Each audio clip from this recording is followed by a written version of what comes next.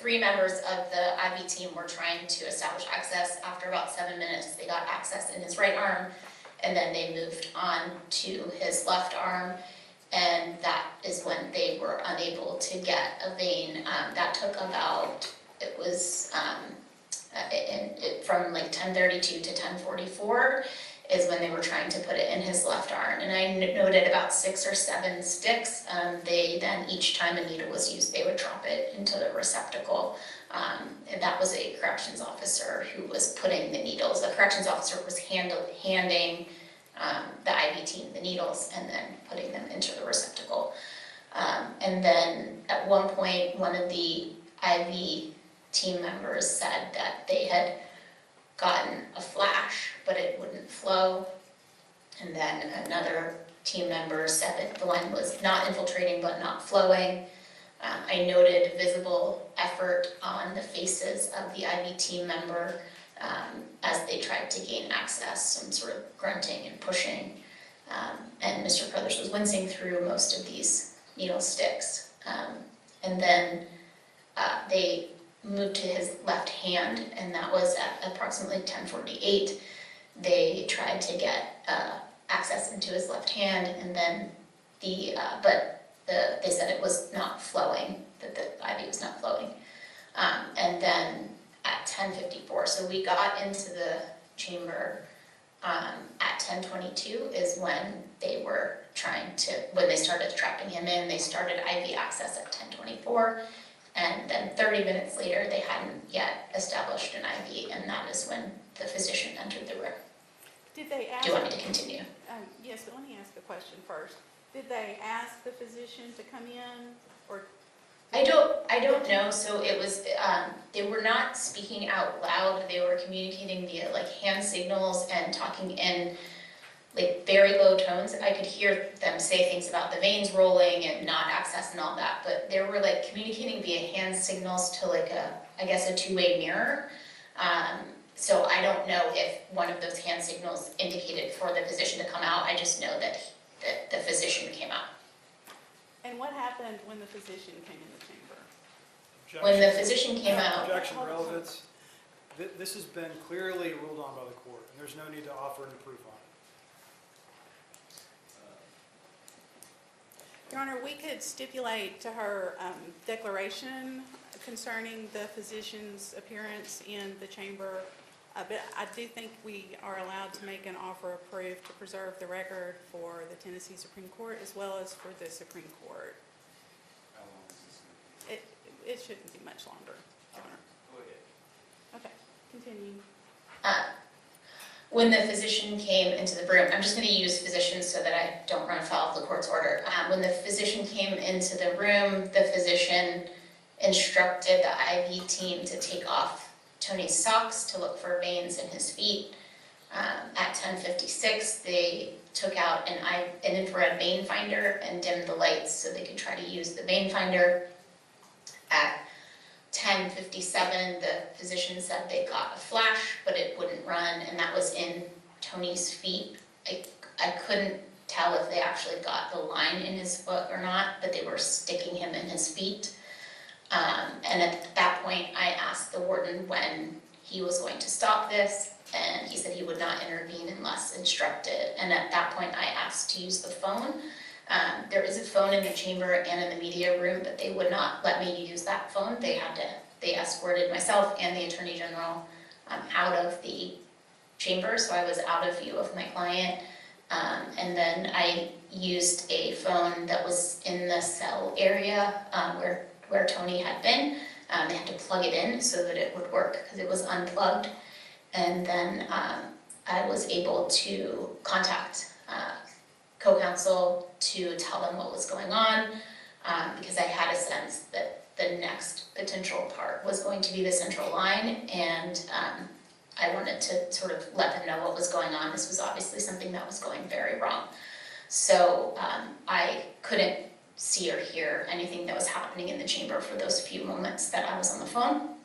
And then I returned to the chamber at 11:06, and the physician and the IV team were still trying to gain access into Mr. Carruthers' left foot. Again, Mr. Carruthers Carruthers was wincing and appeared to be in pain. The physician then announced that he was going to place a central line. But before he did that, at 11:09, the physician asked members of the IB team if any of them had experience with jugular access. One of the team members said they did. So then the IB team and the physician undid these chest straps that were, Tony was strapped to the gurney, and turned his head to the side and then started to feel around Tony's neck. At 11:10, they turned down the lights and brought out the infrared vein finder, again, that they had used on his feet to try to assess his neck. And then at that point, the IB team member who had indicated that IB team member knew how to do jugular access said that he didn't feel like he could do this. And then it was determined by the physician that the physician was going to place a drape over Tony's face and body to do the central line. And at 11:14, the physician asked whether the patient was allergic to lidocaine, referring to Mr. Carruthers as the patient. The prison staff didn't know.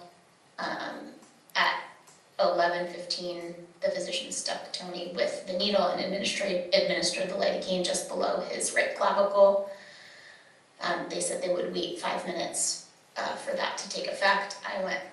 I asked again to use the phone and went back out, and I was out of sight for those 5 minutes talking to counsel, explaining what was happening, and opposing co-counsel let me know that in a previous deposition, the physician had indicated that the physician was not qualified or had hospital privileges to set a central line, and they advised me to object. I went back into the execution chamber, and the physician was standing over Tony. I did object that the physician was not qualified to place the central line. The physician snapped back to me, "Yes, I am too qualified." The warden said, "Doctor, do your job." At 11:20, the physician began poking Tony with a needle in the area where he had administered the lidocaine, which was below his right clavicle. He asked Tony if it hurt. Tony said yes, he could feel it. The physician responded, "Well, it may just be some pressure." And then at then after that, the physician proceeded to insert the needle under Tony's right clavicle. Tony began gutturally groaning and said, "It hurts, it hurts." I later learned that this groaning, this sort of moaning and groaning, was audible to the media witnesses that were behind the curtain. I noted about a $50 sized amount of blood. The blood was oozing from the puncture wound, and then the physician would wipe it away as the blood was coming out. I observed at least 2 attempts to insert the needle, so I could see at least 2 puncture wounds. It's possible that there were more, but I'm certain there were at least 2. And the physician tried to thread something into one of the spots where he had inserted the needle.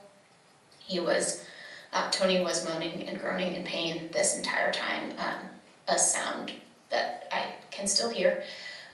It was incredibly vivid and very clearly painful. At 11:22, the physician said they would not be able to set a central line. And then the physician started to try to get IV access into Tony's right shoulder, which was, again, the same arm where the first IV access was. At 11:28, the physician appeared to set a line in Tony's shoulder. I could see blood backfilling the line, so I don't know if it was blood, like it was very clearly to see blood in the line.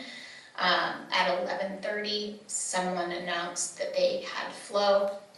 At this point, at 11:30, Tony had a line sticking out of his right arm and right shoulder, and there was visible blood backfilling the shoulder line. At approximately 11:34, the warden left the room and then came back, and at 11:40, one of the phones on the wall of the execution chamber rang, and the warden answered. I could only, of course, hear the warden's end of the conversation, But when he hung up, he said, we were not moving forward with the execution. And he said now, and I said, does that mean, I didn't know if that meant like right now or today, and he just said not now, and instructed the IB team to remove the IB lines and take Tony back to his cell. As they did that, I could see blood filling the lines. Tony was clearly in pain. And I would say over the course of the process, he was stuck over a dozen times.